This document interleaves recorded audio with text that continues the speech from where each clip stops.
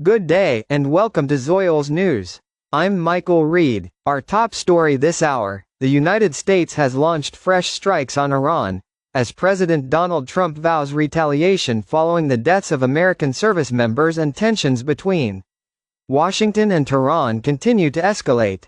This is Zoyol's News. Once again, I'm Michael Reed. The news begins now. U.S. military officials said the operation targeted Iranian military command centers, missile and drone launch sites, air defense systems, and maritime capabilities, aiming to reduce Iran's ability to threaten shipping in the Strait of Hormuz.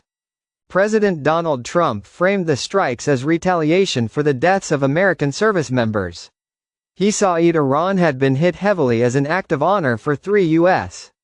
soldiers killed in recent attacks, including 2 in Jordan and 1 in Iraq. Iran's president described the situation as a full-scale war with the United States.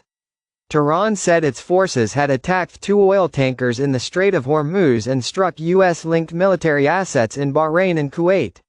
Iran's Islamic Revolutionary Guard Corps claimed it targeted infrastructure connected to Amazon in Bahrain with cruise missiles, though that claim has not been independently verified. Despite the collapse of the ceasefire, both sides have reportedly exchanged diplomatic messages through intermediaries, suggesting some communication channels remain open amid the escalation. The Strait of Hormuz has become a major flashpoint.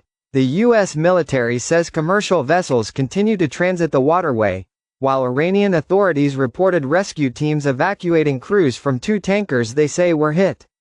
The UK Maritime Trade Operations Agency reported a tanker struck by an unknown projectile, forcing the crew to abandon ship and board a lifeboat. It was not immediately clear if that vessel was one of the tankers Iran mentioned. The current escalation followed an Iranian attack on the Muwafaq Salti Air Base in Jordan that killed 3 U.S. service members.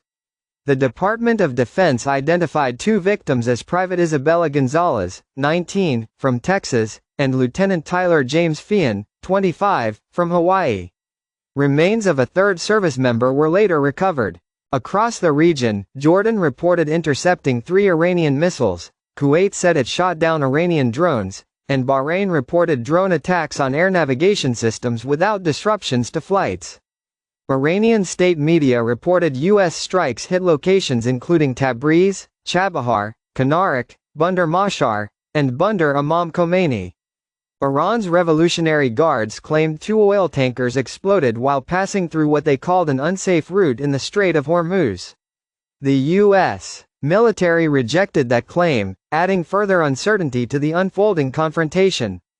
The situation remains fluid, with military actions and conflicting claims continuing across the region.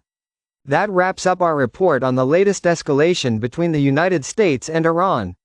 With fresh strikes, attacks across the region, and tensions rising around the Strait of Hormuz, fears of a wider conflict continue to grow. You're watching Zoyol's News. I'm Michael Reed. Thank you for joining us, and have a wonderful day.